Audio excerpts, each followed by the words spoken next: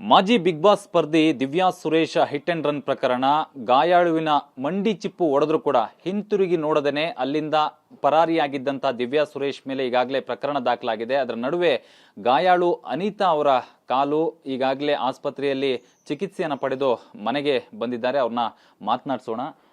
Madam, ಹೇಗಿದೆ ಇವಾಗ ಕಾಲು? ಹಾಂ ಸರ್, ತುಂಬ ಪೇಯ್ನ್ ಇದೆ ಸರ್. ಇನ್ನು ಅವರು ಕಾಲು ಕೆಳಗಡೆ ಬೀಳೋಂಗೆ ಇಲ್ಲ, ನಾವು ಹೇಳೋವರೆಗೂ ಕಾಲನ್ನ ಕೆಳಗಡೆ ಬಿಡೋಂಗಿಲ್ಲ ಅಂತ ಹೇಳಿದ್ದಾರೆ. ತುಂಬ ನೋವಾಗಿದೆ ಸರ್.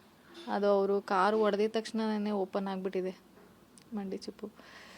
ಬಟ್ ಅಲ್ಲಂದ್ರೆ ಅವತ್ತು ಆಕ್ಸಿಡೆಂಟ್ ಆದಾಗ ದಿವ್ಯಾ ಸುರೇಶ್ ಅವರು ಒಬ್ಬರೇ ಇದ್ರ ಕಾರಲ್ಲಿ? ನೀವು ನೋಡಿದ್ರ ಅಥವಾ ರಿಕ್ವೆಸ್ಟ್ ಮಾಡಿದ್ರ ನಿಲ್ಸೋದಕ್ಕೆ ಏನಾದ್ರು ಹೇಳಿದ್ರ ಅವ್ರಿಗೆ? ಇಲ್ಲ ಸರ್, ನಾವು ಈ ಕಡೆಯಿಂದ ಹೋಗ್ತಾ ಇದ್ವಿ, ನಾಯಿಗಳು ಓಡಿಸ್ಕೊಂಡು ಬಂದ್ವಿ, ಸ್ವಲ್ಪ ರೈಟ್ ಕೇಳಿದ್ವಿ ಅಷ್ಟೇ. ಅವರು ಟರ್ನಿಂಗಲ್ಲಿ ಬಂದು ಹೊಡೆದಿದ್ದು, ಅದು ಕಾರ್ ಬಂದು ಮಂಡಿಗೆ ಹೊಡೆದಿದ್ದು. ಹೊಡೆದ್ಮೇಲೆ ಅದು ಲೇಡಿ ಅಂತ ಗೊತ್ತು, ಬ್ಲ್ಯಾಕ್ ಕಾರ್ ಅಂತ ಗೊತ್ತು. ಬಟ್ ಬಿದ್ದ ಮೇಲೆ ಕೂಕೋತಾ ಇದ್ವಿ, ಕಿರ್ಚಾಡ್ತಾ ಇದ್ವಿ, ಗಾಯ ಆಗಿತ್ತಲ್ವಾ, ತುಂಬ ಕಿರ್ಚಾಡ್ತಾ ಇದ್ವಿ. ಅವ್ರು ನಿಲ್ಸಿಲ್ಲ ಸರ್, ನಿಲ್ಸಿಲ್ಲ. ಅವರು ಹೋಗ್ಬಿಟ್ರು ಹಂಗೇನೆ, ನಿಲ್ಸೇ ಇಲ್ಲ ಅವರು. ಅವ್ರು ಯಾರು ಅಂತಾನೋ ನಮಗೆ ಗೊತ್ತಿರಲಿಲ್ಲ. ನಾವು ಕೇಸ್ ಹಾಕಿ ಅದು ಪೊಲೀಸ್ ಅವ್ರಿಗೆ ಹೇಳಿದ್ಮೇಲೆ ಪೊಲೀಸ್ ಅವರೇನೆ ನಮಗೆ ಹೇಳಿದ್ದು, ಇಂಥವ್ರೇನೆ ಗುದ್ಸಿದ್ದು, ಹಿಂಗಾಗಿದ್ದು ಅಂತ ಅವರೇನೆ ನಮಗೆ ಮಾಹಿತಿ ತಿಳಿಸಿದ್ದು. ಅಲ್ಲಿವರೆಗೂ ನಮ್ಗೆ ಇವರು ಅಂತ ನಮಗೆ ಗೊತ್ತಿಲ್ಲ. ಯಾರೇ ಆದ್ರೂ ಮಾನವೀಯತೆ ಬೇಕಲ್ವಾ? ಬಂದು ಅವ್ರಿಗೆ ಗುದ್ಸಿದ್ಮೇಲೆ ಹಿಂಗೆ, ನಾನಲ್ಲದೆ ಬೇರೆ ಯಾರೇ ಇದ್ರು ಅಲ್ಲಿ ಸಾವೇ ಆಗಿದ್ರು ಇವ್ರು ಹಿಂಗೆ ಮಾಡ್ತಿದ್ರ? ಹಿಂಗೆ ಮಾಡಿ ಹೋದ್ರು ಅವರು. ಹೋದ್ಮೇಲೆ ಈಗ ಬಂದು ಏನು ಎತ್ತ ಏನು ಕೇಳಿಲ್ಲ. ಪೊಲೀಸ್ ಅವರೇನೆ ಎಲ್ಲಾನು ಅವರೇ ಹುಡುಕಿ ನಂಬರು, ಮತ್ತು ನಮ್ಗೆ ನಂಬರು ಕೂಡ ಗೊತ್ತಿರಲಿಲ್ಲ. ಬಟ್ ಪೊಲೀಸ್ ಅವರೇನೆ ತಿಳಿಸ್ಕೊಟ್ಟಿದ್ದೆ ಎಲ್ಲಾನು. ಅವತ್ತು ನೀವು ಯಾರ ಜೊತೆ ಹೋಗ್ತಾ ಇದ್ರಿ? ಯಾಕೆ ಹೋಗ್ತಾ ಇದ್ರಿ? ಯಾರಿಗೆ ಏನು ಸಮಸ್ಯೆ ಆಗಿತ್ತು ಅವತ್ತು? ಅವತ್ತು ನಾವು ನಮ್ಮ ಅತ್ತೆ ಮನೇಲಿದ್ವಿ. ನಮ್ಮ ಅತ್ತೆ ಮಗ, ನಾನು ಮತ್ತು ನನ್ನ ತಂಗಿಗೆ ತುಂಬ ಹೊಟ್ಟೆ ನೋವಿತ್ತು ಅವತ್ತು, ಪೇಯ್ನ್ ಇತ್ತು ತುಂಬ. ಮತ್ತು ಬೆಳಗ್ಗೆನೇ ಮಾದೇಶ್ವರ ಬೆಟ್ಟಕ್ಕೆ ಹೋಗ್ಬೇಕಿತ್ತು ನಾವು. ಹಂಗಾಗಿ ಇವಳು ಪೇಯ್ನ್ ಇತ್ತಲ್ವಾ, ತಡಿ ಹಾಸ್ಪಿಟ್ಲಿಗೆ ತೋರಿಸ್ಕೊ ಬಂದ್ಬಿಡೋಣ, ಇವಾಗಲೇ ಎಷ್ಟು ಅಳ್ತಾ ಇದ್ದಾಳೆ ಇವಳು ಅಂತ ಅವಳನ್ನ ಮಧ್ಯೆ ಕೂರಿಸ್ಕೊಂಡು ನಾವು ಗಿರಿನಗರ ಕಡೆ ಯಾವುದಾದ್ರೂ ಕ್ಲಿನಿಕ್ ಇದೆಯೇನೋ, ಓಪನ್ ಇದೆಯಾ ಅಂತ ಆ ಕಡೆ ಹೋಗ್ತಾ ಇದ್ವಿ ಸರ್. ಆವಾಗ ಈ ಕಡೆಯಿಂದ ನಾವು ಹೋದ್ವಿ, ಅಲ್ಲಿ ಮಧ್ಯರಾತ್ರಿ ಅಲ್ವಾ, ಅದು ನಾಯಿಗಳು ಓಡಿಸ್ಕೊಂಡು ಬಂದು ನಾವು ಸ್ವಲ್ಪ ರೈಟಿಗೆ ತೆಗೆದ್ವಿ. ಇವರು ಹೈ ಬೀಮ್ ಹಾಕ್ಕೊಂಡು ಫಾಸ್ಟಾಗೆ ಬಂದರು. ಟರ್ನಿಂಗಲ್ಲಿ ಹಾರನ್ ಕೂಡ ಮಾಡಿಲ್ಲ. ನಮಗೆ ಅಲ್ಲಿ ಕಾರ್ ಬರ್ತಾ ಇದೆ ಅನ್ನೋದು ನಮಗೆ ಗೊತ್ತಿಲ್ಲ. ಬಂದು ಟರ್ನಿಂಗಲ್ಲಿ ಫುಲ್ ಫಾಸ್ಟಾಗೆ ಬಂದು ಮಂಡಿಗೆ ಹೊಡೆದಿದ್ದು ಸರ್. ಮಂಡಿ ಚಿಪ್ಪು ಫುಲ್ ಅಲ್ಲೇ ಓಪನ್ ಆಗಿದೆ. ನಾವು ಕೆಳಗಡೆ ಬಿದ್ದಿದ್ದೀವಿ, ಕಿರ್ಚಾಡ್ತಾ ಇದ್ದೀವಿ. ಅವ್ರು ನಿಲ್ಲಿಸಿಲ್ಲ. ಅದೇ ಸ್ಪೀಡಲ್ಲಿ ಹೋದ್ರು? ಹಾಂ, ಹಂಗೆ ಹೋದರು ಸರ್. ಹಾಂ, ಅದೇ ಒಂದು ಮಾನವೀಯತೆ ಬೇಕು ಸರ್ ಅವ್ರಿಗೆ. ಹಿಂಗಾಗಿದೆ ಅಲ್ವಾ, ನಾವೂ ಕೂಡ ಇಲ್ಲಿ ನಾವು ಕಷ್ಟದಿಂದ ಬಂದಿದ್ದು. ನಾವು ಇದೇ ಊರವರಲ್ಲ, ನಾವು ಗುಂಡ್ಲಪೇಟೆ ಬೆರಟಳ್ಳಿ ಗ್ರಾಮ ನಮ್ಮದು. ನಾವು ಅಲ್ಲಿಂದ ಇಲ್ಲಿಗೆ ದುಡಿದು ತಿನ್ನೋಕ್ಕೋಸ್ಕರ ನಾವು ಬಂದಿದ್ವಿ ಸರ್. ನಾವು ಇಲ್ಲಿ ಟೈಲರಿಂಗ್ ಮಾಡಿಕೊಂಡು ಹೆಂಗೋ ನಮ್ಮ ಜೀವನ ಸಾಗಿಸ್ತಾ ಇದ್ವಿ. ನಮ್ಮ ಮನೆಯವರು ಆಟೋ ಡ್ರೈವರು. ಬಟ್ ಹೆಂಗೋ ನಾವು ಜೀವನ ಸಾಗಿಸ್ತಿದ್ವಿ. ನನಗೂ 7 ವರ್ಷದ ಮಗಳು ಇದ್ದಾಳೆ ಸರ್. ಇವಾಗ ಟೈಲರಿಂಗ್ ಮಾಡಬೇಕಂದ್ರೆ ಕಾಲು ಎಷ್ಟು ಮುಖ್ಯ ಅಲ್ಲ ಸರ್. ಅದೇನೇನೆ ಈಗ ಹಿಂಗೆ ಫ್ರ್ಯಾಕ್ಚರ್ ಆಗಿದೆ ಸರ್. ಇನ್ನು ಅವರು ಇನ್ನೂ 1.5 ವರ್ಷದವರೆಗೂ ಅಲ್ಲಿ ಹಾಕಿರೋ ಸ್ಕ್ರೂ ತೆಗಿಯೋಂಗಿಲ್ಲ ಅಂತೆ. ಅಲ್ಲಿವರೆಗೆ ನಾವು ಏನು ಮಾಡ್ಬೇಕು ಸರ್ ಇವಾಗ ಹೇಳಿ? ಅಲ್ಲಿವರೆಗೇನು ಮಾಡೋಕ್ಕಾಗಲ್ಲ. 1.5 ವರ್ಷ ಆದ್ರೂ ಆಮೇಲೂ ಆಪ್ರೇಷನ್ ಮಾಡೋದು ತೆಗೆದ ಮೇಲೇ ಇನ್ನು 2 ವರ್ಷ ಬೇಕು ನಾನು ಸರ್.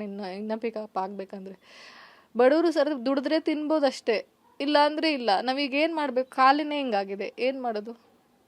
ಈಗ ಆಸ್ಪತ್ರೆಗೆ ಯಾರಾದರೂ ಬಂದು ನೋಡುವಂಥದ್ದು, ಮಾತನಾಡಿಸುವಂಥದ್ದು, ಅಥವಾ ನಿಮ್ಮ ಏನಾದ್ರು ಮೆಡಿಕಲ್ ವೆಚ್ಚವನ್ನು ಭರಿಸುವಂಥದ್ದು ಏನಾದ್ರು ಮಾಡಿದ್ರೆ ಯಾರು ಬಂದು ಮಾತಾಡ್ಸೋದು ಅದಕ್ಕೆ ಸಂಬಂಧಪಟ್ಟಂತೆ? ಇಲ್ಲ ಸರ್, ಯಾರೂ ಬಂದಿಲ್ಲ ಸರ್. ಯಾರೂ ಬಂದಿಲ್ಲ, ಯಾರೂ ತಿರುಗಿ ನೋಡಿಲ್ಲ ಸರ್. ನಮಗೆ ಪೊಲೀಸ್ ಅವ್ರ ಮೊರೆ ಹೋಗಿದ್ವಿ. ಪಾಪ ಅವರೇ ಎಲ್ಲ ಹುಡುಕಿ, ನಮ್ಮ ಬ್ಯಾಡ್ರಾಯನ್ಪುರ ಪೊಲೀಸ್ ಸ್ಟೇಷನ್ ಅವರು ಮತ್ತು ಪ್ರಕಾಶ್ ಸರ್ ಅವರೇನೆ ನಮಗೆಲ್ಲ ಮಾಹಿತಿ ತಿಳಿಸಿದ್ದು ಸರ್. ಹೆದರ್ಕೋಬೇಡಿ, ಧೈರ್ಯವಾಗಿರಿ, ನಾವಿದ್ದೀವಿ, ಯಾರು ಅಂತ ನಾವು ಕಂಡಿಡ್ದು ಅವ್ರನ್ನ ಯಾರು ಅಂತ ನಾವು ಅವ್ರಿಗೆ ಕರೆಕ್ಟಾಗಿ ಶಿಕ್ಷೆ ಕೊಡಿಸ್ತೀವಿ. ಇಲ್ಲ, ನೀವು ಧೈರ್ಯವಾಗಿರಿ ಅಂತ ಧೈರ್ಯ ತುಂಬಿದ್ದೇನೆ ಬ್ಯಾಡ್ರಾಯನ್ಪುರ ಪೊಲೀಸ್ ಸ್ಟೇಷನ್ ಅವರು, ಪ್ರಕಾಶ್ ಸರ್ ಸರ್. ಅವ್ರಿಗೆ ನಮ್ಮ ಧನ್ಯವಾದ ಸರ್. ಯಾಕಂತಂದರೆ ನಮಗೆ ಗೊತ್ತೇ ಇರಲಿಲ್ಲ ಅವ್ರು ಯಾರು ಅಂತ ಗೊತ್ತಿಲ್ಲ. ಇದರಲ್ಲಿ ಕಿರ್ಚಾಡ್ತಿದ್ದೀವಿ, ನಂಬರ್ಗೆ ಸಹ ನಮಗೆ ಗೊತ್ತಿರಲಿಲ್ಲ. ಎಲ್ಲ ಕಂಡಿಡ್ದು ಎಲ್ಲ ಮಾಡಿದ್ದು ಪೊಲೀಸ್ ಅವರಿಂದನೇ ನಮಗೆ ಸಹಾಯ ಆಗಿದೆ ಸರ್.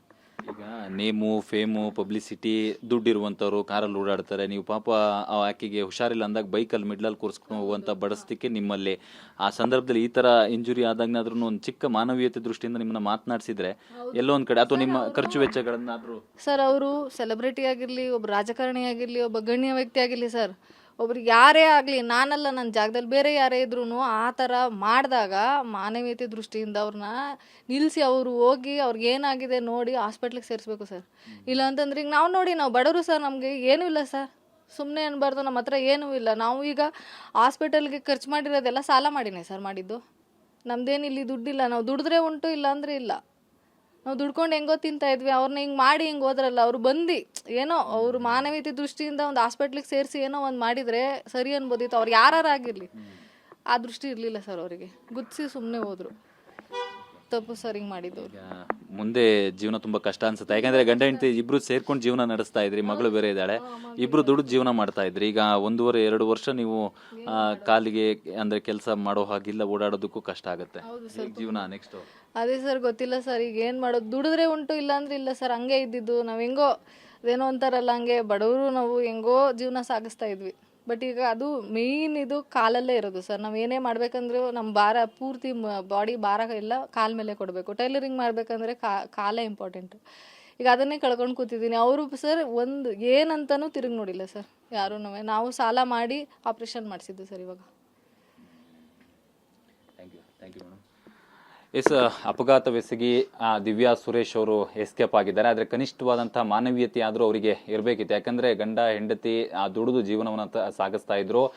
ಇವರು ಏನು ಟೈಲರಿಂಗ್ ಮಾಡಿಕೊಂಡು ಮನೆಗೆ ಬೇಕಾದಷ್ಟು ಖರ್ಚುಗಳನ್ನ ನಿಭಾಯಿಸ್ಕೊಂಡು ಹೋಗ್ತಾ ಇದ್ರು. ಆದರೆ ಇನ್ನು 2 ವರ್ಷಗಳ ಕಾಲ ಟೈಲರಿಂಗ್ ಮಾಡೋದಕ್ಕಾಗಲ್ಲ, ಮಲಗದಲ್ಲಿ ಮಲಗಬೇಕಾಗತ್ತೆ, ಮತ್ತು ಓಡಾಡೋದಕ್ಕೂ ಕೂಡ ಕಷ್ಟ ಆಗಿದೆ, ಜೀವನ ನಡೆಸೋದಕ್ಕೂ ಕೂಡ ಕಷ್ಟ ಆಗುತ್ತೆ ನಮಗೆ ಅನ್ನುವಂಥ ಮಾತನ್ನ ಅನಿತಾ ಅವ್ರು ಹೇಳ್ತಾ ಇರುವಂಥದ್ದು. ಕ್ಯಾಮ್ರಾ ಪರ್ಸನ್ ರಘು ಜೊತೆ ವಿಕಾಸ್, TV9 ಬೆಂಗಳೂರು.